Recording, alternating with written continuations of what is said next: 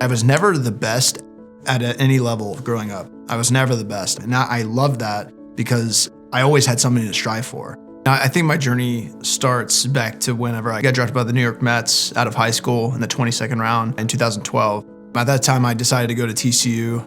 We actually met in athletic study hall. At TCU, you have to do like 10 hours of study hall each week. And our first conversation was an argument. He told me that equestrian was actually not a sport. He has now changed his mind since I put him on my ginormous 17-hand horse.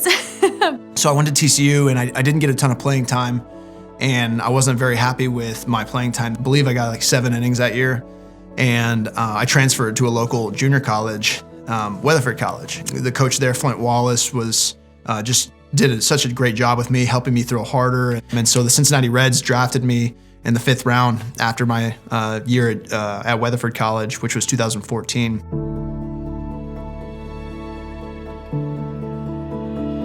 I went into spring training and had some soreness, and the Reds were like, hey, we need to get an MRI on this. And that was when I found out my UCL was torn.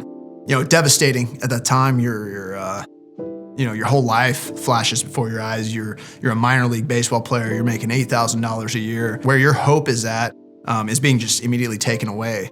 He, at that point, was just another kid from Texas in the minor leagues that probably had no chance to get to the big leagues, who hurt himself. You know, I had to go over his injury with him, explain to him what this meant, the chance that he may not ever come back and pitch again with these types of injuries. Those are tough discussions to have with minor leaguers. I had my debut in July of 2020 and faced the Cubs. The following year, came back even stronger, was like, here we go. And my first game in Milwaukee, threw 4 pitches, and I felt a pop in my elbow. I was driving back, actually from a golf trip, and I got a call and he had hurt it again. That was a tough conversation.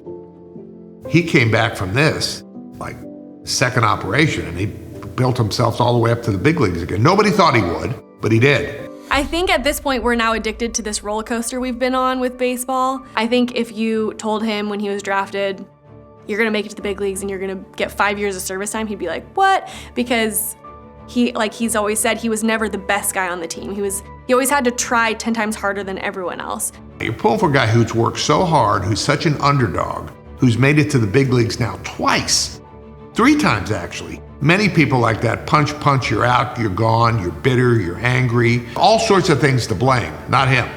It's when are we gonna fix it? Let's go. How can I help others? Most ball players aren't like that.